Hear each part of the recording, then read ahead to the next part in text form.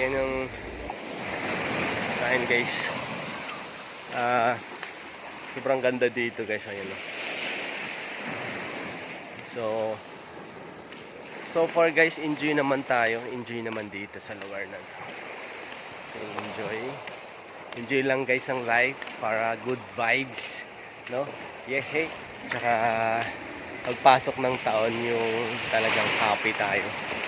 Ayan. Dito guys, sobrang ganda. Ayan. Malapit sa seawall. Kung gusto mong maligo ng dagat, nandyan lang. Ayan. So dyan lang kami guys nakatira. Dyan lang. Ayan sa bahay na yan. So kung gusto mong maligo ng dagat guys, sobrang lapit lang. Hindi ka na kailangan lumayo. Ayan na. Ayan. Medyo maano lang ngayon. Medyo malabo lang ngayon kasi umuulan. Pero kung wala namang ulan, sobrang ganda. Sobrang ganda dito. So grabe. Super happy ako guys na nakarating ako dito sa Samar with Bro Arb Adventure guys. Ayan. So ayan. So napakaganda dito.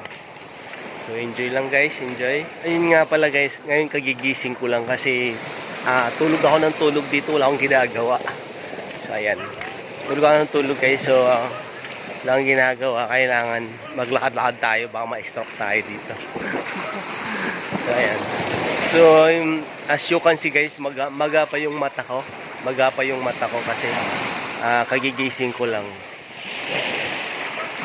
Wala ka namang ibang gagawin dito, mag-enjoy, kumain, lumamon. So ayan guys, sarap ng buhay dito guys pag nagbakasyon. Grabe, promise. Napakaganda rito sa lugar na to. Dito sa Samar guys, ayan. So paggising mo guys, pagkagising mo, pwede ka nang maligo sa dagat, ora mismo, ayan. So libre as in 100% libre guys. 100% libre. Napakaganda pa ng view. So, di ba? So promise, mag-i-enjoy tayo dito kasi napakalapit lang ng liguan ng dagat guys. Ayan. So at saka malapit lang yung tinitira.